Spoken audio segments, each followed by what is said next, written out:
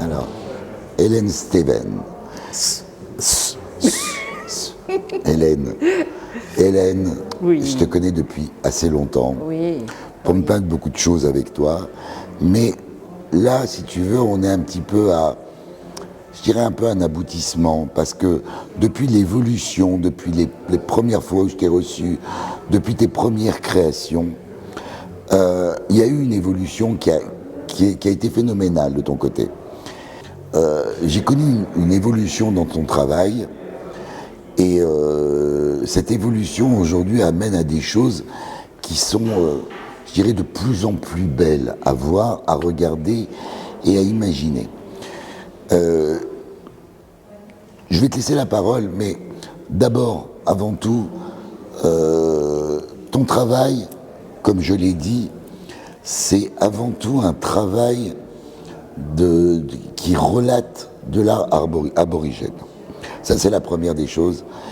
Et la deuxième des choses, c'est que le fait d'avoir choisi un support, qui est un support, le papier népalais, est un support, je dirais quelque part, un peu unique en soi, dans la mesure Je suis bien d'accord avec toi.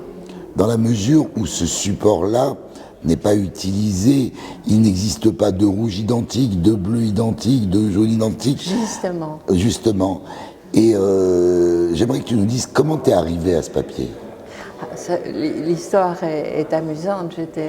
J'étais aquarelliste, donc je travaillais vraiment dans le vrai, le naturel. Je peignais des paysages. J'étais professeur d'aquarelle aussi. Et je faisais partie d'un groupe d'artistes. Et ce groupe d'artistes, le président décide de faire une exposition rien qu'en rouge et noir. Aquarelle, pas de rouge et pas de noir, quoi. C'était absolument pas possible. Donc je rentrais d'Australie, où j'avais été voir les beaux-parents de mon fils. Et j'avais été très choquée de l'attitude dont les gens, que les gens avaient avec les aborigènes. Mais j'ai trouvé l'art aborigène absolument fabuleux, extraordinaire. Et les couleurs et tout, ça m'a beaucoup touchée. Et quand je suis rentrée, donc, je me suis dit, j'aimerais bien faire quelque chose qui ressemble, qui vienne de ça. Et je suis allée dans le magasin où j'achète tout mon travail d'art. Et la dame m'a dit, mais est-ce que tu connais le papier népalais? J'ai dit non, j'ai jamais vu ce papier, je ne sais pas ce que c'est. Et elle m'a montré une feuille rouge et une feuille noire. Et c'était tellement beau, la matière était tellement extraordinaire. Il y avait toute une histoire à propos de ce papier. Donc je l'ai pris et je suis allée revoir mes photos d'Australie et j'ai commencé à faire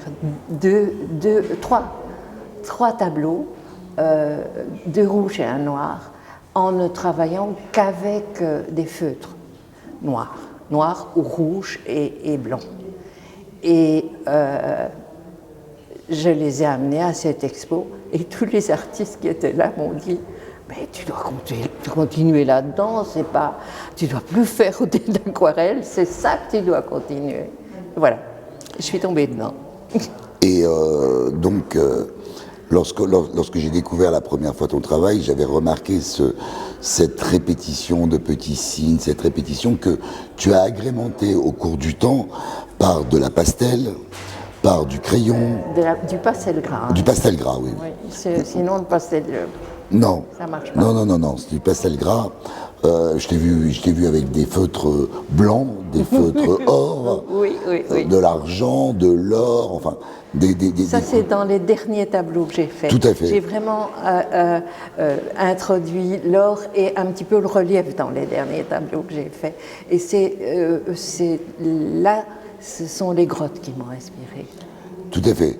Mais alors, il y avait donc, il faut bien comprendre un petit peu, c'est qu'au départ, tu as été inspiré par des formes qui étaient des arbres que tu avais en photo, mais qui étaient des arbres qui n'avaient pas une structure normale d'arbre. Ah non. Ça veut dire ils avaient des formes complètement arrondies, des Bizarre. crevasses bizarres, etc.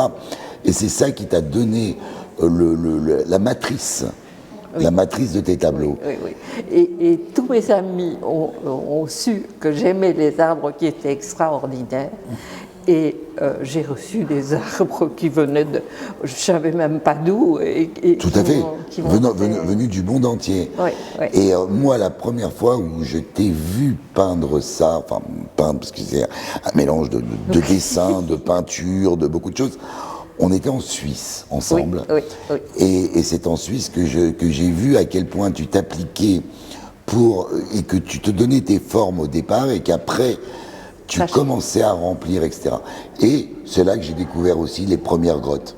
Oui, voilà. Les premières grottes qui étaient liées à ton époux, Maurice. Oui, bah oui. Bah oui, parce qu'entre-temps, vous êtes mariés et Maurice qui, lui, est spéléologue. Voilà, exactement.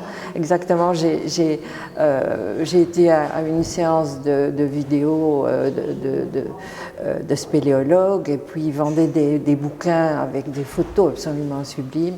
Et je ne sais pas pourquoi ça m'a inspirée, mais finalement... Mais pour la première fois aussi, tu as mis un petit bonhomme sur une toile. Voilà. Alors que jusque-là... C'est depuis qu'on est mariés. Ben voilà, mais jusque-là, il n'y avait pas de personnage. Et là, c'est la première fois qu'on a vu un petit bonhomme apparaître. Personnage, voilà. En tous les cas, Hélène, à moins que tu aies envie de nous dire quelque chose, moi je tenais vraiment à te remercier pour tout ce que tu fais. Merci d'être avec nous. Tu sais à quel point... je t'apprécie et j'apprécie ton travail. Et c'est une véritable joie de t'avoir à Saint-Honoré. Mais pour moi, c'est vraiment un plaisir d'être ici parce que tu es chaleureux, tu es gentil, tu es quelqu'un que j'aime profondément. Merci.